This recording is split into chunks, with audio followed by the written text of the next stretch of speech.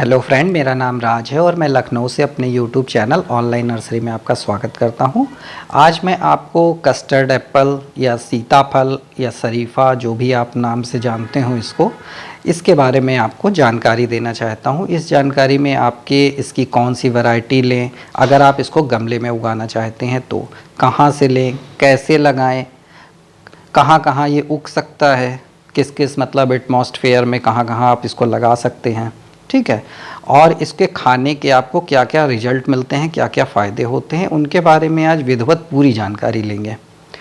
तो जो custard Apple है, इसको जिसको शरीफा भी कहा जाता है, ये असल में आप इसकी वैरायटियाँ अगर आप ICAR से लेते हैं, यानी पूसा संस्थान या सरकारी जो इस पे रिसर्च सेंटर द्वारा जो बनाया जाता है, इसमें एक प्रजाति आती है विक्रम, है ना, वो आप ले सकते हैं। VNR मधुर आता है, वो आप ले सकते हैं। एक रेड सुगर कस्टर्ड एप्पल आता है, वो आप ले सकते हैं। और थाई कस्टर्ड एप्पल ये आता है, ये भी आप ले सकते हैं। और बाकी कुछ वैरायटियां हैं वो दशहरी टाइप की हैं, मतलब देसी वैरायटियां हैं। तो उससे आपको रिजल्ट मतलब ये रहता है कि बहुत ही टाइम बाद मिलता है, और उसको प्लांट को आप लगा लेंगे लेकिन गमले में उसका रिजल्ट बहुत अच्छा आपको नहीं मिलेगा। इन 4 वैरायटियों का आपको रिजल्ट बहुत अच्छा मिलेगा। अब जैसे ये सामने आप देख रहे हैं, ये थाई वैरायटी है ना। तो इन वैरायटियों में आपको काफ़ी बेनिफिट रहता है और ये काफ़ी मात्रा में उग सकते हैं। इनके पेड़ आपको देखिए इस तरह से, अगर आप गमले में भी लगाते हैं तो आपको इस तरह से लगाना होगा। अब जैसे कि मैंने एक जो प्लांट ये मंगाया है, ठीक है, ये आप देख सकते हैं, ये पुणे से आया है प्लांट कस्टर्ड एप्पल का।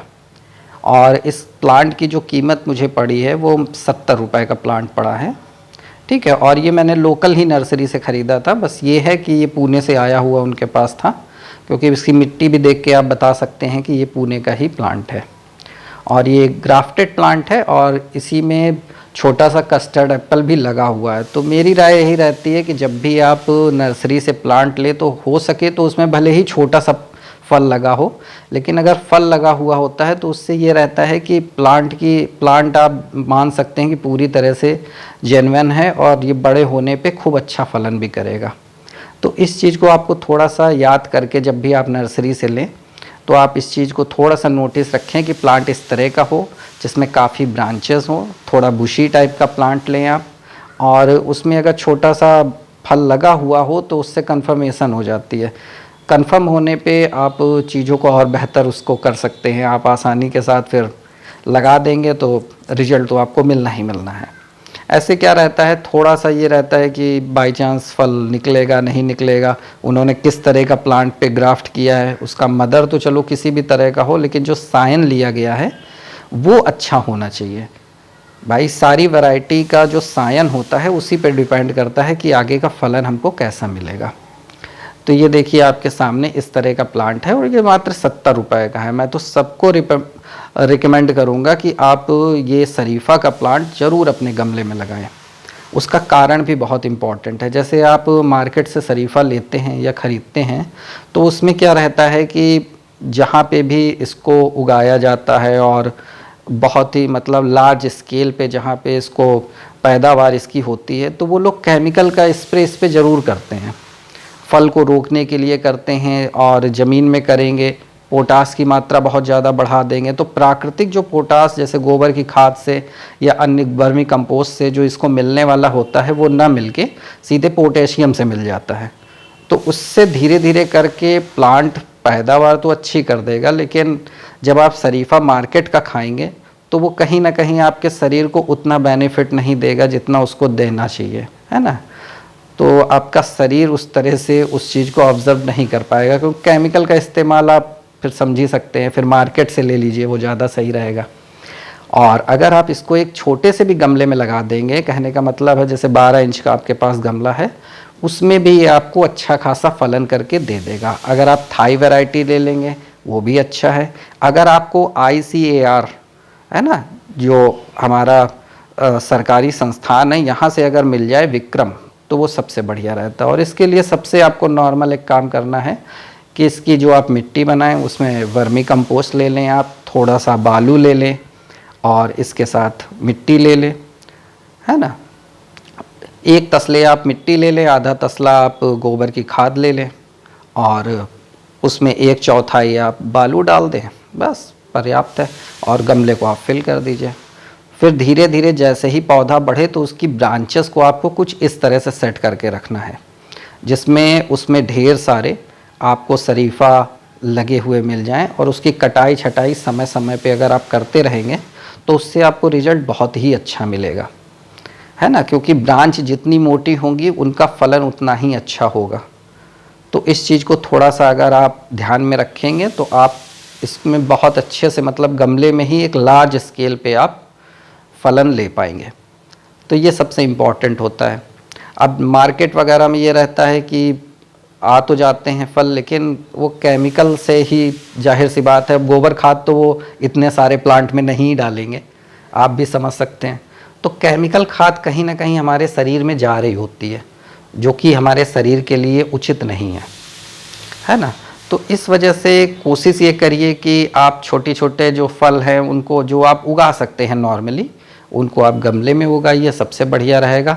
और सबसे बड़ी चीज़ है कि 2-4 साल के बाद में जब प्लांट अच्छे से थोड़ा सा बड़ा हो जाए तो ये मछली वाला थर्माकोल का जो डब्बा आता है, आप इसमें नीचे पैरा डाल के और मिट्टी डाल के बढ़िया से इसमें लगा दीजिए। आपको 8-10 किलो फलन आपको घर में ही मिल जाएगा।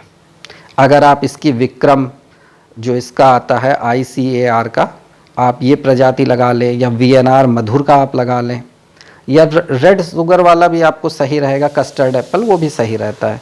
और थाई में आपको ये रहता है कि उसका मीठापन जो रहता है वो थोड़ा सा कम रहता है, उतना ज़्यादा मीठापन आपको नहीं मिलेगा और उसमें कुछ चीज़ों की कमियां भी रहती हैं। अब इसको आप ये समझिए इसके फ़ायदे क्या क्या हैं।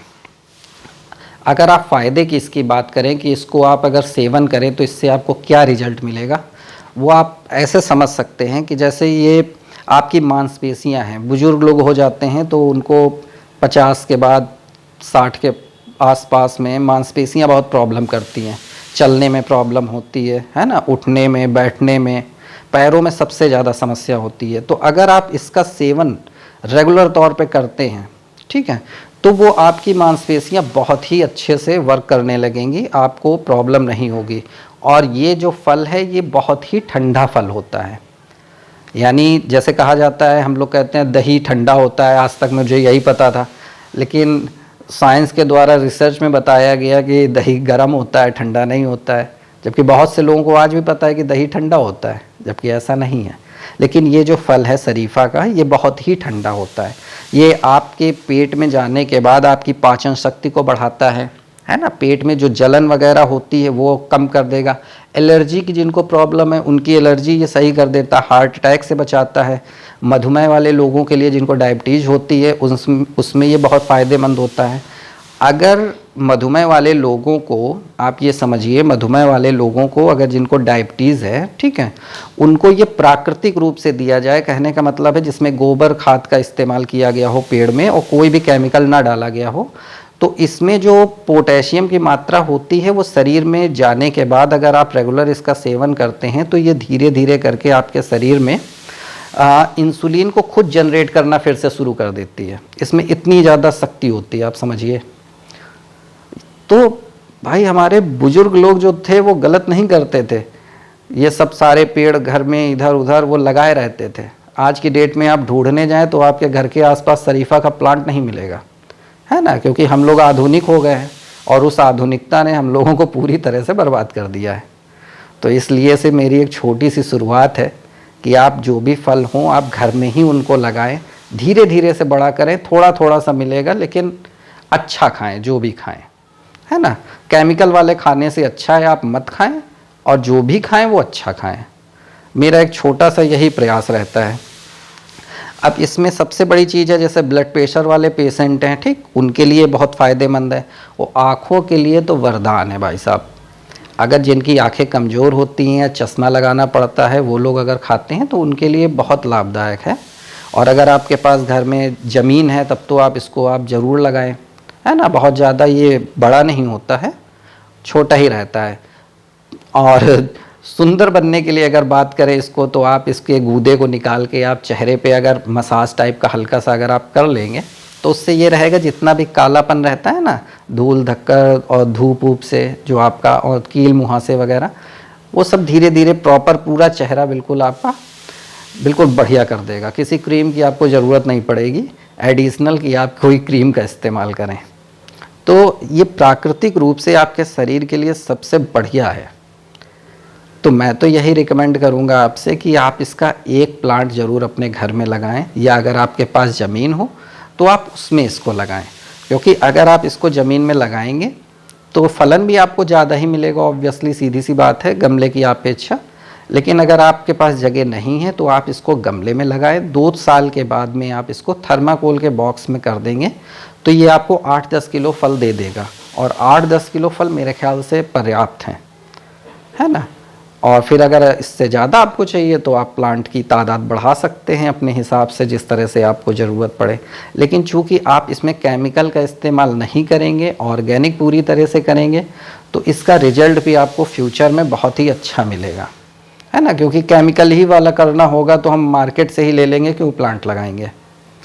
तो मैं यही रिकमेंड करूँगा आपको कि अगर आप इसका प्लांट लगाएं तो आप इसमें वर्मी कंपोस्ट, गोबर की खाद और नीम की खली, ठीक है, इस तरह के तत्वों को अगर आप देते रहेंगे तो प्लांट तो आपका बहुत अच्छा चलेगा, बहुत हरा भरा रहेगा और हमेशा इसमें फलन होता ही रहता है। लेकिन इसके साथ में जब आप इसको खाएंगे और इसका सेवन करेंगे, अपने फैमिली मेम्बर्स को देंगे, तो उससे उनके स्वास्थ्य को भी बहुत लाभ मिलेगा। मार्केट से ख़रीदने से लाख गुना अच्छा आपको यहाँ से रिजल्ट मिलेगा।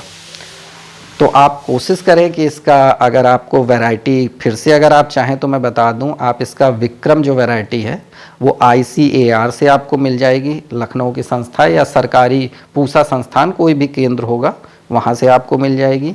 VNR मधुर जो है वो आपको लोकल नर्सरी में मिल जाएगा। रेड शुगर कस्टर्ड एप्पल ये भी आपको लोकल नर्सरी में मिल जाएगा। थाई कस्टर्ड एप्पल ये भी आपको लोकल शॉप में मिल जाएगा आसानी से। तो आप इस प्लांट को उम्मीद करते हैं कि आप ज़रूर लगाएंगे। एक ही गमला आपका लगेगा, मेरे ख्याल से इतना आप कॉम्प्रोमाइज़ कर सकते हैं, है ना। कोई बहुत ज़्यादा इसमें चीज़ें आपको लगाने की ज़रूरत नहीं पड़ेगी, और बहुत ही मिनिमम आपको इसमें पानी देना है, बहुत ज़्यादा इसमें चीज़ों को आपको मेंटेन नहीं करना। बहुत ही टफ प्लांट होता है, इतनी आसानी से नहीं मरता है। तो यही हमको चीज़ें आपको बतानी थी, ताकि कोशिश करिए कि आप इस प्लांट को ले सकें और लगा सकें। अगर आप कभी किसी सरकारी संस्थान जाते हैं, वहाँ से आपको ग्राफ्टेड प्लांट अच्छा मिलता है, तो आप इसको अवश्य लेके आएँ और अपने घर में आप कोशिश करें कि इसको आप ज़रूर से ज़रूर लगाएं। उससे धीरे धीरे, आज नहीं कल नहीं, कुछ दिन बाद आपको धीरे धीरे परिवर्तन दिखना शुरू हो जाएगा। मार्केट से ख़रीदने की अपेक्षा स्वाद में बहुत अंतर होता है। मैं फिर कहूँगा, आप मार्केट से आम ले आइए और घर का उगा हुआ खा लीजिए, दोनों में बहुत अंतर मिलेगा आपको। क्योंकि केमिकल, पूरी बॉडी में हमारे केमिकल के सिवा कुछ बचा ही नहीं है। बस यही एक छोटा सा प्रयास था आप तक पहुंचाने का। अगर मेरा वीडियो आपको पसंद आए तो प्लीज़ मेरे चैनल को सब्सक्राइब करिएगा, लाइक करिएगा, मेरे वीडियो को ज़्यादा से ज़्यादा शेयर करिएगा। थैंक यू सो मच, और उम्मीद करता हूँ कि एक प्लांट आप इसका ज़रूर लगाएंगे। Thank you.